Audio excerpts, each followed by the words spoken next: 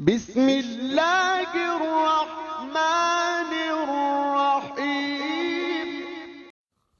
حضرت یونس علیہ السلام ایک عرصے تک نینوا کے لوگوں کو توحید کی دعوت اور بت پرستی سے روکتے رہے، مگر قوم نے ان کی دعوت قبول کرنے سے صاف انکار کر دیا۔ صرف یہی نہیں، غرور اور تکبر میں مبتلا قوم دیگر نافرمان اقوام کی طرح آپ علیہ السلام کی دعوت کا مذاق بھی اڑاتی رہی۔ جب ان کی سرکشی اور نافرمانی انتہا کو پہنچ گئی تو اللہ تعالیٰ نے حضرت یونس علیہ السلام کو حکم دیا کہ لوگوں کو آگاہ کر دو کہ 3 دن کے اندر اندر ان پر عذاب آنے والا ہے۔ آپ علیہ السلام نے قوم میں اس کا اعلان کر دیا۔ یہ سن کر قوم یونس علیہ السلام نے آپس میں مشورہ کیا تو اس بات پر ان سب کا اتفاق ہوا کہ یونس علیہ السلام کو کبھی جھوٹ بولتے نہیں دیکھا گیا، لہٰذا ان کی بات نظر انداز نہیں کرنی چاہیے۔ مشورے میں یہ بھی طے ہوا کہ دیکھا جائے کہ اگر یونس علیہ السلام رات بستی کے اندر اپنے گھر میں مقیم رہتے ہیں تو سمجھ لو کہ کچھ نہیں ہوگا، اور اگر وہ یہاں سے کہیں اور چلے جاتے ہیں تو یقین کر لو کہ صبح عذاب ضرور آئے گا۔ قصہ مختصر، حضرت یونس علیہ السلام رات کو اس بستی سے نکل گئے۔ صبح ہوئی تو عذاب الہی کا ایک سیاہ دھواں اور بادل کی شکل میں بستی والوں کے سروں پر منڈلانے لگا۔ جب وہ ان کے قریب ہونے لگا تو لوگوں کو یقین ہو گیا کہ اب وہ سب ہلاک ہونے والے ہیں۔ یہ دیکھ کر حضرت یونس علیہ السلام کو تلاش کیا گیا، ان کے ہاتھ پر ایمان لے آئیں اور توبہ کر لیں، مگر آپ علیہ السلام کو نہ پایا تو خود ہی اخلاص نیت کے ساتھ توبہ استغفار میں لگ گئے اور اپنے گھروں سے ایک میدان میں نکل آئے۔ عورتیں، بچے اور جانور سب اس میدان میں جمع کر دیے گئے۔ تمام بستی والے ٹاٹ کے کپڑے پہن کر عجز و انکساری کے ساتھ توبہ کرنے اور عذاب سے پناہ مانگنے میں اس طرح مشغول ہوئے کہ پورا میدان آہ و بکا سے گونجنے لگا۔ اللہ تعالیٰ نے ان کی توبہ قبول فرما لی اور عذاب ان سے ہٹا دیا۔ روایت میں ہے کہ یہ عاشوراء یعنی 10ویں محرم کا دن تھا۔ ادھر حضرت یونس علیہ السلام بستی سے باہر اس انتظار میں تھے کہ اب اس قوم پر عذاب نازل ہوگا۔ ان کے توبہ استغفار کا حال انہیں معلوم نہ تھا۔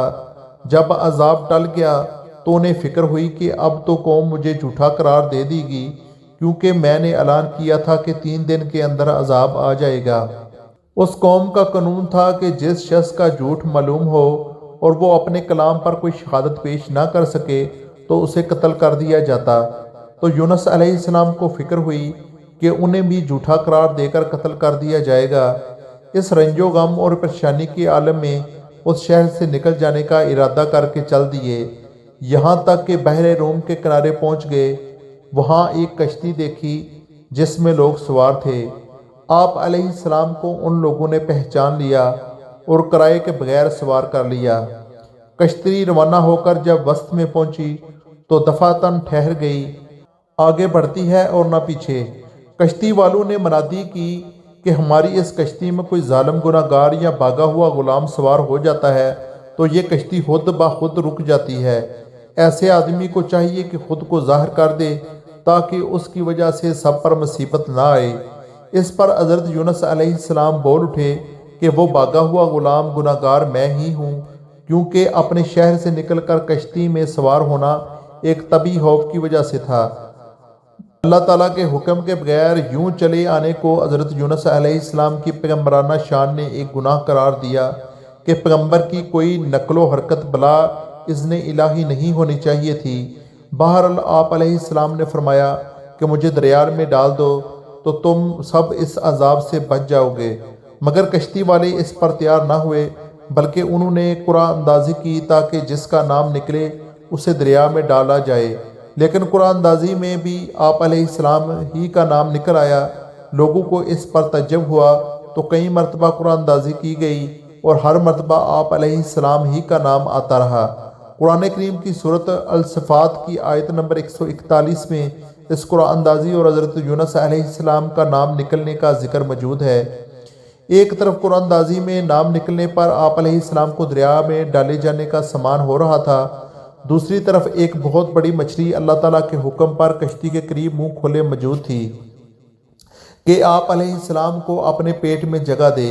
حضرت یونس علیہ السلام جیسے ہی پانی میں گئے، مچھلی نے فوراً انہیں اپنے پیٹ میں لے لیا۔ حضرت عبداللہ بن مسعود رضی اللہ تعالیٰ عنہ نے فرمایا کہ حضرت یونس علیہ السلام اس مچھلی کے پیٹ میں 40 روز رہے، یہ انہیں زمین کی تہہ تک لے جاتی اور دور دراز کی مسافتوں میں پھراتی رہی۔ بعض افراد نے 7، بعض نے 5 دن اور کہیں ایک نے مچھلی کے پیٹ میں رہنے کی مدت چند گھنٹے لکھی ہے۔ حقیقت حال تو اللہ تعالیٰ ہی کو معلوم ہے۔ اس حالت میں حضرت یونس علیہ السلام نے دعا کی، لا الہ الا انت سبحانک انی کنت من الظالمین، تو اللہ تعالیٰ نے دعا قبول فرمائی اور مچھلی نے آپ علیہ السلام کو بالکل صحیح سالم حالت میں کنارے پر ڈال دیا۔ مچھلی کے پیٹ کی گرمی سے ان کے بدن پر کوئی بال نہ رہا تھا۔ اللہ تعالیٰ نے ان کے قریب ایک درخت اگا دیا جس کے پتوں کا سایہ آپ علیہ السلام کے لیے راحت کا سبب بن گیا۔ نیز ایک جنگلی بکری اللہ تعالیٰ کے حکم سے صبح و شام آپ علیہ السلام کے پاس آ کھڑی ہوتی اور آپ علیہ السلام اس کا دودھ پی لیتے۔ اس قصے کے جتنے اجزاء قرآن پاک میں مذکور ہیں یا احادیث مبارکہ سے ثابت ہیں وہ تو یقینی ہیں، باقی اجزاء محض تاریخی روایات پر مشتمل ہیں جن پر کسی شرعی مسئلے کا مدار نہیں رکھا جا سکتا۔